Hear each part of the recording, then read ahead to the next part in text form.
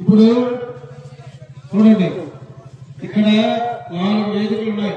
మధ్యలోని ప్రధాన వేదిక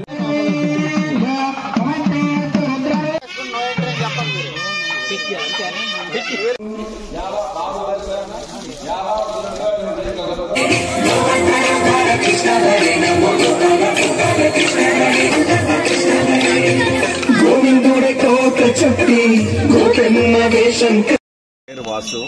నేను విజయనగరంలో ఉంటున్నానండి.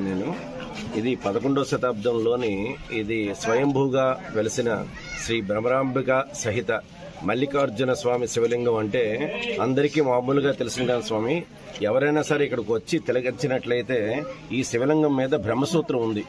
బ్రహ్మసూత్రం అనేది మనకి ఈ 5-6 జిల్లాల్లో కూడా ఎక్కడో కూడా లేదు. బ్రహ్మసూత్రం దగ్గరికి వచ్చి ఒకసారి ఓం నమఃశివాయ అంటే మనకి 1,000,000 సార్లు అన్నంత ఫలితం వస్తుంది. ఈ కోవిల మహత్యం గురించి ఈ జిల్లా వాసులకి ఎవరికీ తెలియలేదు. దయవుంచి మన మీడియా మిత్రుల ద్వారా ఈ మొత్తం మన జిల్లా వాసులకి అందరికీ తెలియపరచవలసిందిగా కోరుకుంటున్నాము.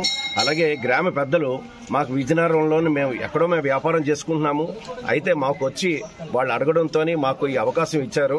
నేనైతే మాత్రం మహారాష్ట్రలో వెలిసిన భీమేశ్వర శివలింగం ఏదైతే ఉందో అది ఇక 12 లింగాల్లోని నాకు ఆ లింగాన్ని ప్రతిష్ఠించడానికి నాకు అవకాశం ఇచ్చారు.